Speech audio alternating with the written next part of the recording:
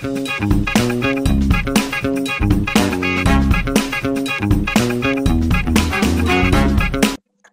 guys, what's up? I'm back with another episode of my podcast. The biggest example of dream in realization is the Khajuraho International Film Festival. लेकिन क्या आप जानते हैं ये किसका dream था? Yes, actor कम politician Shri राजा बुंदेला जी का, जिन्होंने फिल्मों को ना केवल एंटरटेनमेंट का साधन समझा बल्कि सोशल चेंज का जरिया भी माना है। तो आज उनसे बातचीत में हम जानेंगे कैसे उन्होंने कल्चर को प्रिजर्व और प्रमोट किया है और बुंदेलखंड को किस तरह से अपने राइट्स दिलवा रहे हैं। नमस्कार सर, आपका बहुत बहुत स्वागत है मेरे चैनल पर। धन्यवाद, बहुत बहुत शुक्रिया। सर कैसे हैं आज आप? अच्छा हूँ, मौसम अच्छा है, मैं भी ठीक हूँ। सर अच्छा, हम आपका स्वागत ही अरे पौधे से करना चाहेंगे। बहुत बहुत धन्यवाद, थैंक्स लॉट।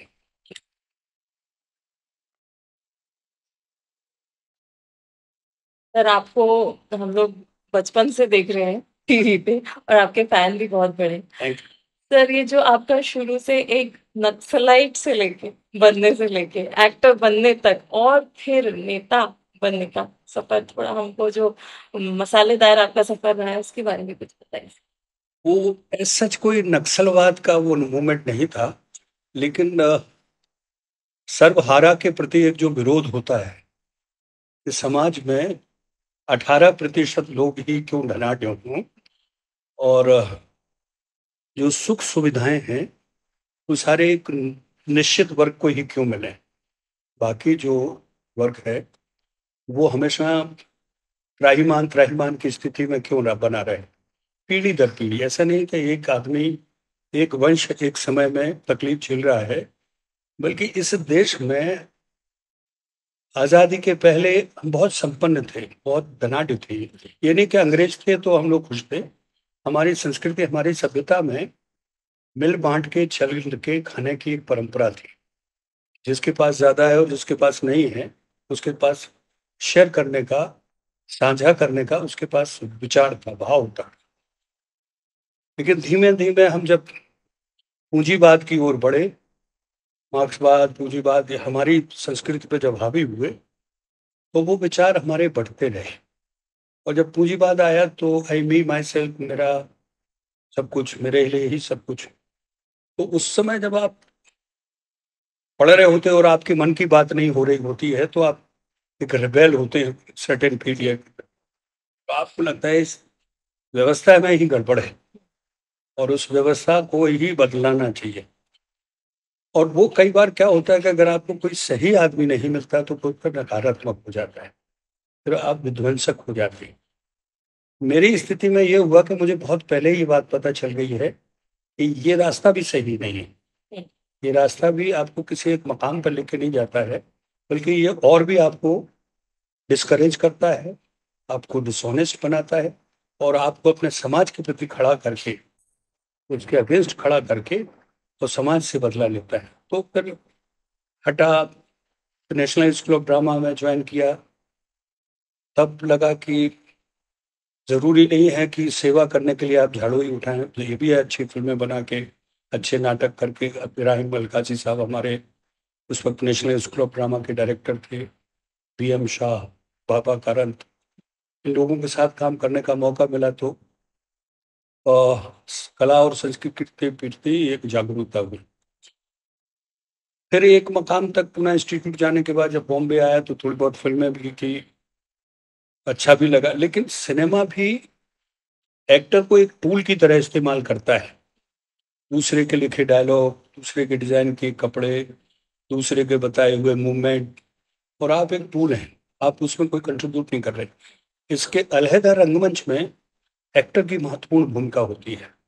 2-2.5 घंटे वो मंच पर राजा होता है, ना डायरेक्टर वायरेक्टर कुछ नहीं, वो जो चाहेगा बोलेगा। तो सिनेमा ने मुझे यह रियलाइज करवाया कि मैं बहुत कुछ कंट्रीब्यूट नहीं कर रहा हूँ, कुछ पैसे, कुछ ग्लैमर के लिए मैं ये काम कर रहा हूँ। फिर मुझे अपने बुंदेलखंड के लिए, जो आपने कहा ना कि बेसिकली जब नक्सलवाद की बात हुई तो मुझे ये याद आया कि ये समय है कि let's go back to roots. फिर बुंदेलखंड में आए, बुंदेलखंड की समस्याओं को देखा, फिर एक आंदोलन चल रहा था, अलग राज्य बनाओ बुंदेलखंड को। तो मैं उसमें शामिल हुआ, फिर शामिल होते होते उसका करता धरता हो गया। और वही एक कदम है मेरा। एज सच में कोई राजनीतिक मेरा ना कोई लक्ष्य है, ना कोई मंशा है, लेकिन हाँ, एक प्रदेश जो अंग्रेजों के समय में था और मुगलों के समय में था, उसको एक फिर पहचान मिलनी चाहिए। ऐसा नहीं है साहब ये मध्य प्रदेश का बुंदेलखंड है, ये उत्तर प्रदेश का बुंदेलखंड है। ये हो नहीं सकता है कि साहब ये बेटा आपका है और ये बेटा मेरा है, हम दोनों का साझा है। तो उसकी लड़ाई है, उसकी लड़ाई को लेकर हम पार्टी में रह के अपनी बात कह रहे हैं, और वही मेरा राजनीतिक है। बाकी सिनेमा, समाज सेवा अपनी जगह है। अभी एक फिल्म कंप्लीट की है, एक हिंदुस्तानी, वो भी रिलीज होने वाली है। तो सिनेमा से जुड़ा हुआ है, लेकिन एज सच एक्टिंग अभी थोड़ी बहुत कमी हो गई। हाल में हाँ, एक फिल्म लव ऑल जरूर रिलीज हुई आपके भोपाल में ही। इंदौर के सुधांशु शर्मा जी हैं, उन्होंने बनाई है, बैडमिंटन पर आधारित है। तो वो एक मेरी फिल्म है। ये अभी वाली जो आपने अभी फिल्म बोली वो हिंदुस्तान में, वो उसके बारे में थोड़ा कुछ बताइए। एलेक्स हिंदुस्तानी एक ऐसी सच घटना है। नौगांव में अंग्रेजों के समय में पॉलिटिकल एजेंट का रेजिडेंस हुआ करता था, और पूरे बुंदेलखंड को नौगांव में रह के वो कंट्रोल करते थे, इसीलिए नौगांव छावनी के नाम से जाना जाता था। उसने अपने बेटे को बुलाया अपनी वाइफ के डेथ के बाद। वो बेटा जब पहली बार हिंदुस्तान आता है, और जब वो हिंदुस्तान घूमता है, तो उसको पता चलता है कि यहाँ तो हम इनका दोहन कर रहे हैं, इनका शोषण कर रहे हैं, वी आर द रूलर, बगैर इनकी इच्छा के बगैर। क्योंकि वो बच्चा था और वो रिबेल हो गया, और वो क्रांतिकारियों के साथ मिल गया, चंद्रशेखर आजाद से मिला, और फिर यहाँ की क्रांति के लिए पहला ब्रिटिश हिस्ट्री में उसने अपने पिताजी के खिलाफ, विक्टोरिया के खिलाफ, महारानी विक्टोरिया के खिलाफ, अंग्रेज शासन के खिलाफ बिगुल बजाई, और वो बाकायदा उस लड़ाई को लड़ा। बाद में जो सच घटना है उसको इंग्लैंड भेज दिया गया, लेकिन हमने ड्रामेटिक लिबर्टी लेके उसको रखा। तो वो एलेक्स हिंदुस्तानी एक फिल्म है जिसमें आपके मरहूम पुरी साहब ओमपुरी हैं, आपके गोविंद निहलानी हैं, आपके सुष्मिता मुखर्जी है, यशपाल शर्मा है, और तो चार पांच बड़े एक्टर हैं। और अंग्रेज का रोल एक जॉन करके एक लड़का है, जिसने लंदन का है, उसने किया है। तो वो एक कहानी हमारे यहाँ की सच घटना पर है। और आज़ादी की लड़ाई चूंकि बुंदेलखंड की है, तो उसको हमने अभी बनाया है, और बाकायदा पैनासोनिक उस पर शूट की फिल्म है। That's nice. All the best आपकी अपकमिंग थैंक यू, फिल्म के थैंक यू वेरी लिए। मच। सर आप अगर मैं एनएसजी की बात करूं तो आप मेरे थर्ड गेस्ट हैं जो एनएसजी से रहे हैं। तो जो मैंने बाकी दो गेस्ट में भी देखा, यानी कि आशुतोष राणा सर और मुकेश तिवारी सर, कि उनका जैसे कि आप में भी जो मैं देख पा रही हूँ कि आप लोग बहुत अच्छे वक्ता होते हो, है ना। और कहीं ना कहीं एक वो पॉलिटिशियन बनने वाला एक कैरेक्टर कहीं ना कहीं आप लोगों में छुपा होता है, जो मैंने आशुतोष राणा सर में तो देखा। और मुझे ऐसा लगता है कि वो भी शायद उस तरफ जा ही रहे हैं। तो क्या पॉलिटिक्स में आप कितने अच्छे एक्टर हैं, क्या ये रोल प्ले करता है सर? निश्चित तौर पर देखिए, आपकी भूमिका, आप किसी भी क्षेत्र में जाएं, अगर आपकी निर्धारित भूमिका है तो उसमें आप सारी ऊर्जा डाल सकते हैं। अगर आप हेवायर हैं तो आपकी ऊर्जा भी हेवायर होगी। लेकिन जहाँ वक्ता होने की आप बात करते हैं, अगर एक्टर अपने अच्छे इमोशन सही इमोट नहीं कर पाता है और उनको शब्दों में नहीं ढाल पाता है, तो वो अच्छा एक्टर नहीं है। देखिए, आप जितने भी हमारे हिंदुस्तान में डायलॉग डिलीवरी पे बड़ा महत्व दिया गया है। अरे आप कमाल डायलॉग बोलता है राजकुमार जी, बहुत अमिताभ बच्चन जी। तो वो यही एक्टर का भी है कि जब आप 3 साल की ट्रेनिंग करते हैं, तो आपको पहले तो सबसे पहले बोलने की आपकी अदायगी पर ही काम करना पड़ेगा, और उसके बाद फिर सारी चीजें जो नेचुरल है, एक्सप्रेशन दर्द में खराब होगी, रोने में आंसू बहेंगे, हंसने पे आप मुस्कुराएंगे, लेकिन उसकी अभिव्यक्ति जो है वो शब्दों में जब आप कर रहे हैं, वो आपकी हुनर है। तो उनको आप कैसे ढाल रहे हैं, जैसे दिलीप साहब जी का एक अंदाज था जब बोलते थे उर्दू, तो अमिताभ बच्चन का तो वो उनका हुनर था। रेस्ट गॉड गिफ्ट थी, आपको इमोट करना है। तो ये तो एक्टर में मैं आपके इसी के माध्यम से कहना चाहता हूँ कि बेसिक चीज एक्टर में ये होनी चाहिए कि आप किस तरह से आप अपने आप को प्रोजेक्ट कर रहे हैं। आप एक जगह बैठ के केवल इमोशन तो इमोट कर सकते हैं, लेकिन आपकी आवाज, आपकी डायलॉग की डिलीवरी, वो कैसे होगी, वो बहुत ज्यादा जरूरी ऑन स्क्रीन भी है और ऑन स्टेज पे भी है। तो ये और आजकल की राजनीति में जरूरी नहीं है कि अच्छा एक्टर हो। आजकल की राजनीति में बहुत होशियारी जरूरी है। आप कितने होशियार हैं, कितने आप चालाक हाँ, कितने आप इधर उधर कर सकते हैं, इसकी टोपी उसके सर, उसकी टोपी इसके सर, ये ज्यादा है। लेकिन अब अच्छी भी बात है कि सब अच्छी राजनीति की एक शुरुआत हुई है हमारे यहाँ पे भी, देश में भी। और बहुत सारे ऐसे लीडर उभर के आए हैं जो नए नई एज के हैं, जिनके ना कोई खानदान है, ना उनकी कोई बैकग्राउंड है, और वो आज हमारे सामने एक एग्जाम्पल सेट कर रहे हैं। तो और हर पार्टी में, मैं ये नहीं कह रहा हूँ एक विशेष पार्टी में, इस वक्त एक परिवर्तन का दौर आ रहा है। उस परिवर्तन के दौर में बहुत सारे वाइप आउट होंगे और बहुत सारे आएंगे। और वही है कि कला उन्हीं की है जो अच्छा जनता का काम करेगा, जनता के बीच में अभिनय नहीं करेगा बल्कि काम करेगा, तो वो जीतेगा। अभिनय तो मंच पे करना है और सिनेमा में करना है, जनता के बीच में अभिनय नहीं करना। और वो जनता पहचान भी लेती है अभिनय वालों को, और नेक्स्ट चुनाव में उनके अभिनव का उनका परिणाम भी देती है। बिल्कुल। सर, आपका क्या उद्देश्य रहा था कि राजनीति में आने से पहले क्या एक और आपका मोटिव रहा कि नहीं मुझे ये करना है इसलिए मैं पॉलिटिक्स में आना चाहती देखिए, बेसिक तो जो थॉट था वो और आज भी है, एक 5 करोड़ बुंदेलखंड वासियों को एक पहचान मिलेगा और बुंदेलखंड राज हो। देखिए, जब तक आपका खुद का तंत्र नहीं होगा, आपको मैनेजमेंट नहीं होगा। हमारे यहाँ 7 नदियां हैं बुंदेलखंड में, लेकिन पानी के लिए हम हमेशा सूखा रहते हैं। हमारे यहाँ सबसे ज्यादा हर्बल्स हैं, जंगल सबसे ज्यादा हैं, पहाड़ नदी नाले सब कुछ है, लेकिन उस पर हमारी मॉनिटरिंग नहीं है, इसलिए हम बनाते हैं।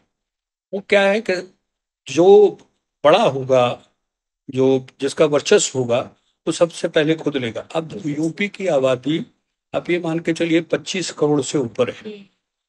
25 करोड़ की आबादी वाला प्रदेश, आप कितना भी बहुत बढ़िया मैनेजमेंट कर लें, कितनी भी बढ़िया लीडरशिप लेके आए, लेकिन तकलीफ ये होती कि वहां लास्ट तक आप पहुंच नहीं पाते। और हमारी भी यही मांग है कि जो भूभाग पहले था, अंग्रेजों के बाद जब बंटवारा हुआ, सरदार पटेल जी ने जब 565 ये जो जितने भी रियासतें थी उनको एक किया, तो बुंदेलखंड के सारे राजाओं ने, 36 राजा ऐसे थे जो एक ट्रीटी साइन की थी भारत सरकार के साथ। और उसमें यह था कि इस भूभाग को हम तभी भारत के साथ, यूनियन के साथ जोड़ेंगे जबकि ये या तो विंध्य प्रदेश हो या बुंदेलखंड, ये हिस्ट्री है और ये ट्रीटी। और तभी उन्होंने साइन किया और बुंदेलखंड राज्य बना।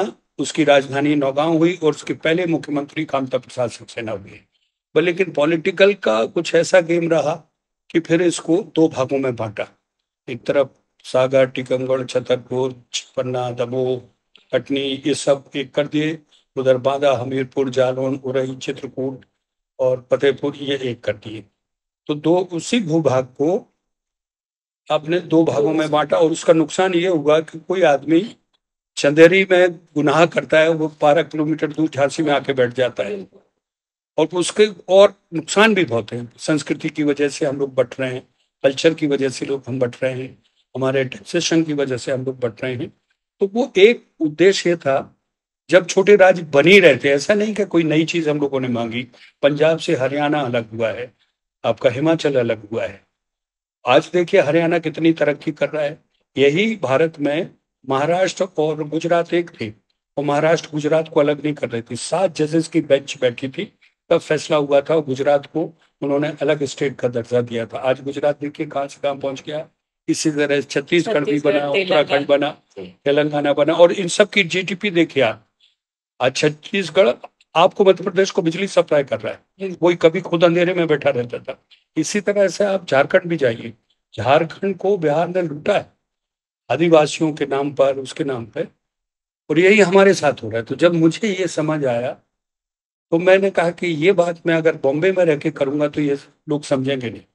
लोग कहेंगे कि मैं 2 नावों में सवार घूम रहा हूँ, उधर सिनेमा कर रहा हूँ, इधर हम राज की बात करूं। तो फिर हमने कहा थोड़ा थोड़ा कम किया जाए, और फिर उसी तरह से हमने थोड़ा सा सिनेमा काटा, कंपनी को खड़ा किया, जो फिल्में बनाएगी, टेलीविजन बनाएगी, दूसरे लोग बनाएंगे, मेरी हिस्सेदारी, मेरी जिम्मेदारी कम होगी। और फिर मैं ये राजनीति के लिए, क्योंकि बगैर राजनीति का कोई सहारा है नहीं, और बीजेपी ने छोटे राज्यों की बात कही है, 3 राज्य बनवाए भी हैं, तो हमारा अवस्था, हमारा जो पूरा का पूरा सपोर्ट है, जो साथ है बीजेपी के साथ है। और हमें उम्मीद है कि बीजेपी ही आज नहीं कल तो 3 राज्य पूर्वांचल, विदर्भा और बुंदेलखंड पर विचार करेगी।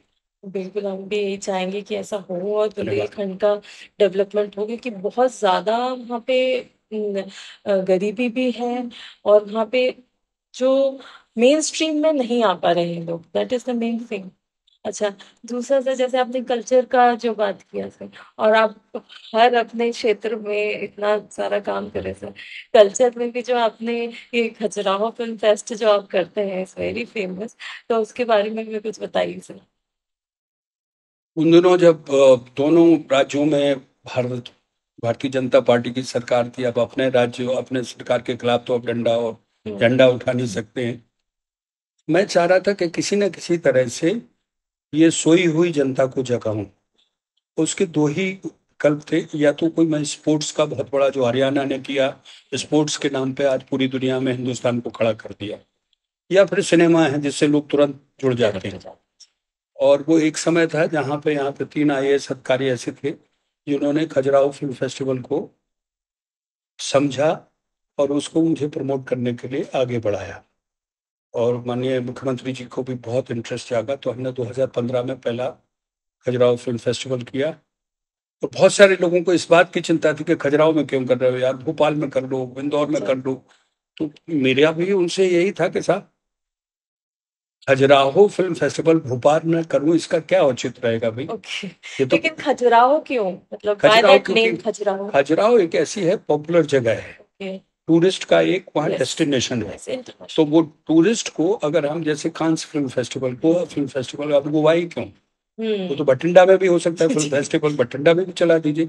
लेकिन एक डेस्टिनेशन को आप एक, उसके साथ एक इवेंट्स के साथ जोड़ते हैं तो उसका महत्व बढ़ जाता है। तो उन दिनों हमने वो पीरियड चुना है जो बहुत लीन पीरियड होता है, सितंबर का, अक्टूबर का, और नवंबर के बाद तो फिर मार्च तक खजुराहो फुल होता है, डेस्टिनेशन वेडिंग और ये और वो टूरिस्ट। तो मकसद ये था कि जितने भी हमारे फिल्म मेकर आए बाहर से, देश विदेश से, तो खजुराहो के आसपास की जो लोकेशन है, पन्ना है, बांधवगढ़ है, भेड़ा घाट है, रेन फॉल है, पांडव घाट है, तो इनको देखें और फिल्म की शूटिंग के लिए वो कश्मीर और केरल जाने की बजाय बुंदेलखंड में आए। ये मकसद था। और चूंकि भोपाल और इंदौर में इतने फंक्शन होते हैं, जैसे आज की डेट में ही मैं बता दूं, मैंने अखबार खोला तो मैं चौंक गया, 8 प्रोग्राम 6:30-7 बजे शुरू हो रहे हैं आपके भोपाल में। अब यहाँ का आदमी भी थक गया, कितना देखेगा, क्या क्या देखेगा। तो उसी को, अगर उसी कड़ी को मैं खजुराहो में करता, ये भोपाल में करता, तो उसका मत, अब हमने खजुराहो में किया, हमने वहाँ टपरा टॉकीज बनाया, अच्छा, 60 किलोमीटर की रेडियस में वहाँ कोई थिएटर नहीं, तो हमने टपरा टॉकीज बनाए, लोगों को बुलाया, फिल्में दिखाई। अब उनको शौक चढ़ गया, वो अब टपरा टॉकीज का इंतजार तो करते हैं। टपरा टॉकीज़ इज़ लाइक फिज़िकली मतलब एक झोपड़ी हम बनाते हैं, ओके, हाथ नुमा, और उसमें LED लगा देते हैं और सराउंडिंग साउंड लगा देते हैं। ओके, बाहर से वो झोपड़ी लगती, अंदर से कुर्सियां, आगे बच्चों और महिलाओं को नीचे बैठने का, और मेल को तो हम 3 शो चलाते हैं वहां पे, एक 9 बजे, 9 से 11, फिर हम लोग 1 घंटे का ब्रेक करते हैं, फिर 1 बजे से चलाते हैं 3, फिर 3 से 6। ऐसे हम लोग 5-10 टपरा टॉकीज, 5 टॉकीज हम लोग खजुराहो में और 5 आसपास बनाते हैं। तो वो टिकेटेड शो नहीं, है? वो उसमें एक पैसा किसी का नहीं। मध्य प्रदेश सरकार हमारे साथ है उसमें, आपके मैडम आपकी कल्चर में, अनुराग ओके, आपकी उषा ठाकुर जी, आपके शिवशेखर शुक्ला जी, ये सब लोग बराबर के, मध्य प्रदेश टूरिज्म, उत्तर प्रदेश एक केंद्र का टूरिज्म हमारे साथ है, विदाउट ऐसा पैसा। और हमारी कोशिश यही होती है कि लोकल लोगों को हम इंटरटेन भी करें, और वहाँ के जो फिल्म मेकर हैं उनको मंच भी दें।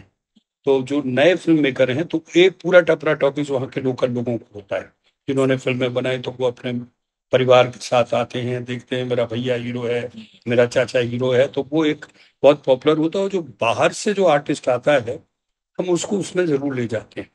साहब यहाँ की मेकिंग भी देखिए फिल्म बाहर से मतलब बड़ा कोई बड़े, जो जैसे ओके शेखर कपूर आए, अनुपम खेर आए, गोविंदा अच्छा आए, और इनके साथ वहाँ लोकल लोगों की हम एक मास्टर क्लास करवाते हैं कि आपने कैसे अचीव किया। आप शेखर कपूर हिंदुस्तान से लेके हॉलीवुड पहुंचे तो कैसे पहुंचे उनकी, जबकि ना वो एक्टर थे, ना एक्टिंग की ट्रेनिंग की, ना डायरेक्शन की ट्रेनिंग की, लेकिन ऑस्कर अवार्ड तक पहुंचे। इसी तरह अनुपम खेर का, इस तरह गोविंदा का, अजय कश्यप, तो वो मास्टर क्लास में एक्टर ही नहीं डायरेक्टर भी होते। रमेश सिप्पी का भी हुआ, अनिल अनिल शर्मा का भी हुआ।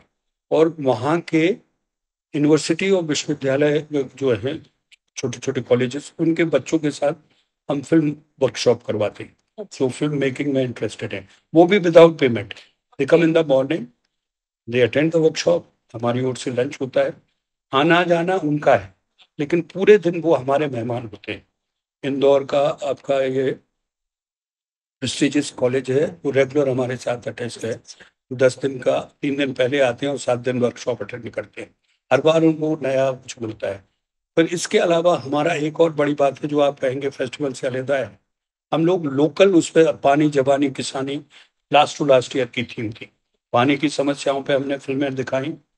लोग आर्मी में जाएं, देश की सेवा करें, तो जवानों पे फिल्म दिखाएं। और किसानों की क्या समस्या है, किसानों को कैसे मिले, हर साल हम एक थीम उठाते हैं। एक तो बिल्कुल अद्भुत था, हमें लग रहा था किसान नहीं आ पा रहा है, तो हमने पशु मेला रखा। अच्छा और 3 महीने पहले हमने किसानों को कहा अपनी अपनी गाय भैंस जिनको बेचनी है, जिनको खरीदनी है, ओरछा लेके आओ। बीच पशु मेला में हमने टपरा टॉकीज लगाया और उनको फिल्म दिखा रहे हो। फिर होता था 20 नंबर की भैंस किसकी है, बाहर आओ खरीदार है, तो वो बाहर आके अपना भैंस बेच बाच के फिर आता फिल्म दिखता। तो हमने इस तरह के प्रयोग किए हैं। मेडिकल कैंप लगाते हैं, फिल्म फेस्टिवल नाम का है, लेकिन और बहुत सारी चीजें हैं जो हम 7 दिन करते हैं, बिल्कुल मेले जैसा। एक पूरा होटल बुक कर लेते हैं, टॉप टू लेके ऊपर तक स्टार सब यही उसी में रहते हैं, और ये उसी में ही सारा खेल होता है। तो आपको इसके लिए तो एक ह्यूज टीम लगती होगी सर। बहुत टीम हमारे पास अब ये ऑर्गेनाइज्ड है। ये इस साल 9वां साल है, हम 8 साल कर चुके हैं। अच्छा और फाइनेंसेस वगैरह सब अलग अलग से, कुछ सरकार से, सरकार पैसा नहीं देती, सरकार हमें सुविधाएं दे देती है। जैसे आपका टूरिज्म डिपार्टमेंट के होटल्स हैं वो मिल जाते हैं, ट्रांसपोर्टेशन में हमें कारें मिल जाती हैं, और पब्लिसिटी मिल जाती, पीआर मिल जाता है। बाकी हमारे साथ रेडिको बाइंस है, पहले एयर इंडिया थी, अभी अभी भी एयर इंडिया है। फिर हमारे पास बैंक है, स्टेट बैंक है। तो सब थोड़ा थोड़ा चिप इन करते हैं। पैसा कोई नहीं देता, लेकिन ऐसे स्पॉन्सर्स वो आते हैं, कुछ टिकटें बुक कर देते हैं, कुछ कलाकारों का रेम्युनरेशन देते हैं। और हमने रखा भी यही है मॉडल कि हमें पैसा नहीं चाहिए। आप अगर हमने 10 कमरे होटल के लेना है तो आप 10 कमरे के होटल का पेमेंट वहाँ पेमेंट कर दें। This is how we survive. That's a good, हम लोगों के लिए भी ठीक है, नीट एंड क्लीन है। फिर ओरछा में अभी हमने राम महोत्सव रखा, जो आप कह रहे हैं ना बुंदेलखंड में। राम महोत्सव की ऐसी कड़ी है, आप भी जरूर आइए। राम महोत्सव में हमने कोई प्रवचन नहीं करवाए, अच्छा कोई ना हमने साधु संतों के प्रवचन, हमने रामायण शिक्षक केंद्र है एक, वहाँ के बच्चों को पकड़ा जो रामायण पे बाकायदा पढ़ रहे हैं, सीख रहे हैं, और उस पर थीसिस कर रहे हैं। अच्छा उनसे हमने टॉप लेके फिर वहां टपरा टॉकी बना के रामायण के ऊपर फिल्में दिखाई। बच्चों को भजन के लिए कंपटीशन बनाया कि अब जो बच्चे अच्छे भजन गाएंगे उनको इनाम मिलेगा। और वहां पर जिन लोगों ने रामायण पे काम किया, आपके राजेश श्रीवास्तव या ऐसे लोग, उन सबको हमने बुला के सेशन करवाए। क्योंकि राम को हमने क्या किया, अलमारी में अगरबत्ती लगा के पूजा के स्थान पे बिठा दिया। कहते जरूर हैं कि राम जैसा भाई हो, राम जैसा पति हो, राम जैसा बेटा हो, लेकिन वो अपने अनुसरण में कभी नहीं ला रहे। तो ये हमारी एक कोशिश, क्योंकि ओरछा राम का धाम है, राम राजा राम का वो स्थान है, तो हमने वहां पे बनाया ये है। और अभी 21 से 25 सितंबर को ओरछा में पहली बार लिटरेचर फेस्टिवल कर रहे हैं। अच्छा देश दुनिया के, वो मैं आपको काट कर भिजवा रहा हूँ, सुभान भाई दे देंगे, वो गलती से मुझे नहीं मालूम था, बल लेके आता भी। 21 से 25 हमने हिंदुस्तान के नामी गिरामी राइटर बुलाए। अच्छा साहित्य लिखा नहीं जा रहा है, जब लिखा नहीं जाएगा तो पढ़ा भी नहीं जाएगा। तो हमारी कोशिश ये है कि वहाँ पे एक विषय पे चर्चा हो, 5-5 लोगों के एक सेशन हो, एक मॉडरेटर हो, और ये बताए कि लिखना क्यों कम हुआ, उसकी वजह क्या हुई, और उसके लिए सरकार क्या, जनता क्या क्या क्या कर सकती। तो अभी 21 से 25 सितंबर। सर इतना खूबसूरत आपने जो बात बताई है लिटरेचर फेस्ट के बारे में, सर जैसे मेरा हाल ही में एक छोटा सा डिस्कशन हुआ था साहित्य अकेडमी के जो चेयरपर्सन, तो उनका ये कहना था कि जैसे मैं उनसे थोड़ा अवार्ड्स के बारे में जानना चाह रही थी, कि कब कैसा देते हैं, और फिर बात होते होते ये चर्चा निकली, मैंने कहा अगर किसी का अच्छा ही ना हो, इस कैटेगरी में कोई अच्छी सी वो नहीं आए, तो हम जितने भी आते हैं एप्लीकेशंस उनको दे देते हैं।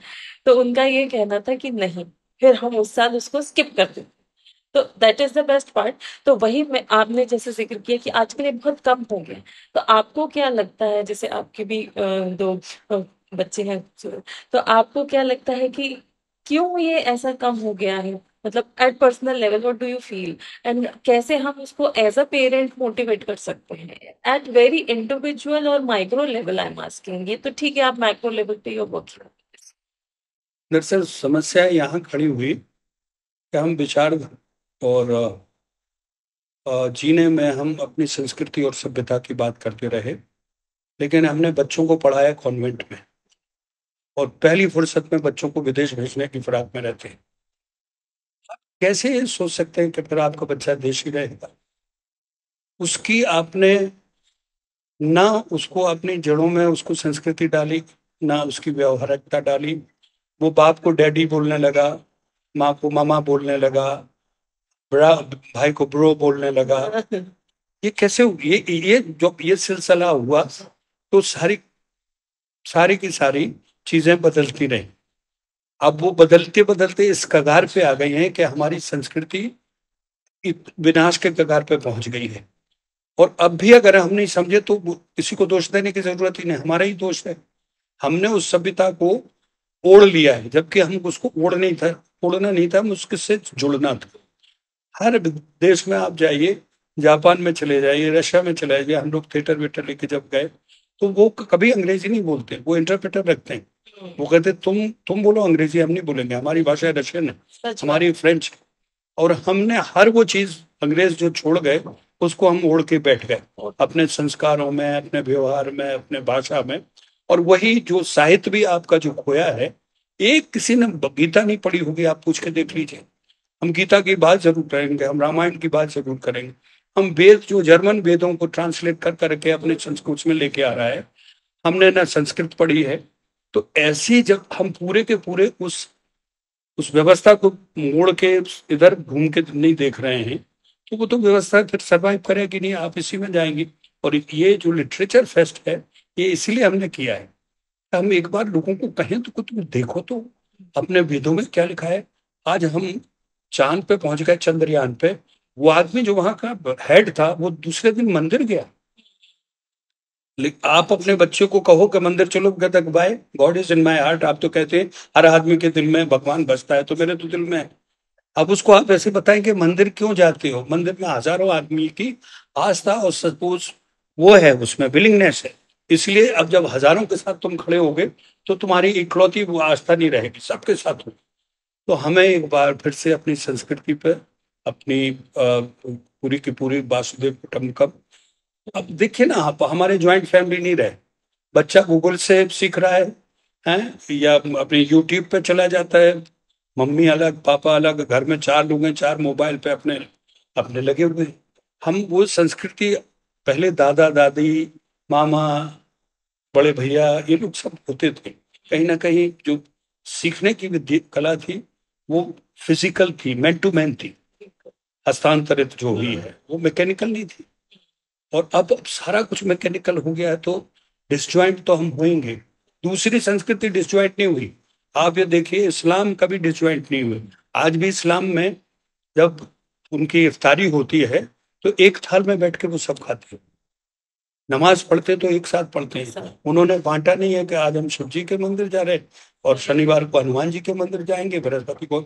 ये जाना गलत नहीं है, ये पहले भी ये परंपराएं थी, लेकिन उसमें वो आस्था का एक अलग भाव था। और हम इतनों में बट रहे हैं, तो बटी हुई आस्था कैसे होगी, बटी हुई संस्कृति कैसे होगी, बटी हुई लेखनी कैसी होगी, वो आज हमारे सामने है। सबसे ज्यादा दोहन शोषण हम भाषा के जरिए हमारा हुआ। सर ये इंग्लिश के फिर आज बाजू इतना हैप क्यों, मतलब क्यों इतना ज्यादा उसको बनाया जाता है कि नहीं इंग्लिश आएगी तो आप करियर में आगे बढ़ेंगे, इंग्लिश ही होना, ऐसा क्यों इतना? अच्छा, बाकी कंट्रीज में जो हम देखते हैं कि सबको अपना अपना लैंग्वेज बहुत प्यारा है, और मदर टंग तो भूल ही गए। भूल ही गए हैं। मुझे लगता है जो हमारी जो लोकल बोलियां होती है, जैसे हम बुंदेलखंडी यदि बोलते हैं कि जो हमारा है काहुरो है और इस तरह का, ये तो बोलना बातचीत करना मतलब लोग अपना इंसल्ट समझने लगे। और ये मैं ऐसा ही नहीं बोल रही हूँ, ये लिटरली हो रहा है ऐसा कि मतलब कि नहीं ऐसी भाषा में नहीं बात करना है, इट शुड बी हिंदी या इंग्लिश, है ना? तो जो हमारी बोलियां हैं और जो हमारा, वो तो बिल्कुल ही जाती जा रही है सर, ऐसा by English all the way. देखिए, कुछ ऐसे हम लोग, जहाँ हम लोगों को लगा हम सुपीरियरिटी नहीं रहे, हमने थोड़ा सा अपने आप को इंफीरियर समझा। पंजाब, आप देखिए, पंजाब एक ऐसा कम्युनिटी है पंजाबी, जिसने अपनी भाषा, जिसने अपना पहनावा, जिसने अपना खाना और जिसने अपना गाना बजाना पूरी दुनिया में फैलाया। They were so confident about their language, they about their music. वो हम में नहीं रहा। हम बुंदेलखंडियों के 22-27 फॉर्म हैं, अब मर मरा के 8 या 10 फॉर्म रह गए। हम कितने जा रहे, का खा रहे, हजूर जा जो, हमें जब बोलने में शर्म आओ। हम जब बॉम्बे में, हमारे यहाँ कोई लोग आओ, कहता मैं बुंदेलखंडी हूँ। मैंने कहा बुंदेलखंड की बोल के बताओ। दाऊ साहब हमें नहीं आओ। तो हमने कहा तुम बुंदेलखंडी नहीं है, हम तुम्हें काम नहीं दें। आपने अपनी भाषा को ही नहीं वो दी, महत्व दिया। तो जब आपकी भाषा खत्म होगी तो संस्कृति उसी के साथ खत्म होगी। और अभी भी कोई देर नहीं है। हम ये मान के चलते हैं कि इस वक्त जागरूकता का माहौल है, आधा ग्लास भरा है आधा खाली है। अगर हम इस विश्वास पे चलें तो अभी कुछ नहीं खोया है। हम पाश्चात्य सभ्यता को ओढ़े नहीं और अपनी सभ्यता को छोड़े नहीं, तो हम इस बीच के रास्ते से निकल के हम अपना अपना बचाव कर सकते हैं। आप इतना अच्छा बोलती हैं, आप भी कुछ लिखा कीजिए, बड़ा कुछ लिखिए, और फिर हमारे इस कल्चरल फेस्ट में आइए। और बहुत सारे आप लोगों को मिलेंगे अपने इसी सिस्टम के साथ। आपको बहुत सारे लोगों से ये संवाद करिए। आप जैसे लोग जब निकल के बाहर आएंगे फील्ड में, संवाद करेंगे तो और चर्चा होगी। भाई 1 से 2 होता है, 2 से फिर 10 होता है, 10 से 20 होता है, फिर 100 होता है। तो ये आप वहाँ रखिए। और हम आपको वादा करते हैं, डॉक्टर चंद्र प्रकाश द्विवेदी हैं, राजेंद्र गुप्ता जी हैं, मीता वशिष्ठ हैं, दीप्ति नवल हैं, यशपाल शर्मा हैं। ये हम फिल्म के नाम गिना रहे हैं, लेकिन राइटर भी असगर बजाज साहब हैं, विवेक मिश्रा हैं, बड़े बड़े राइटर आ रहे हैं। तो आप आइए, वहाँ पर हम आपको दावत देते हैं। और 1-2 दिन रहिए और खूब सारा प्रोग्राम लिखे आइए बना के, और जनता में उसको बिखारिए। सर आप आशीर्वाद बनाए रखें और मुझे बुलाएं तो मैं बिल्कुल बिल्कुल, जरूर अब आऊंगी। हमारे तक मेरी बहुत पीले चावल देत के चुगल को नहीं होता है। तो हम चुगल तो करने मैं होता देखें आपको जरूर जा रहे हैं। जरूर आऊं। जरूर आइए, अपने पतिदेव के साथ आइए और बी अवर गेस्ट। जी, will be more than happy. जितने भी जगह आप मिले, सबको लिखिए और सब पे बात करिए। अच्छा लगेगा लोगों को आपसे चर्चा कर। Thank you thank sir, you. आपने। प्लेजर। जी सर। मेरी शुभकामनाएं आपके लिए, आगे भविष्य के लिए, और आप अच्छा काम करते रहें। God bless. Thank you so much, sir. Thank you for coming to my show, sir.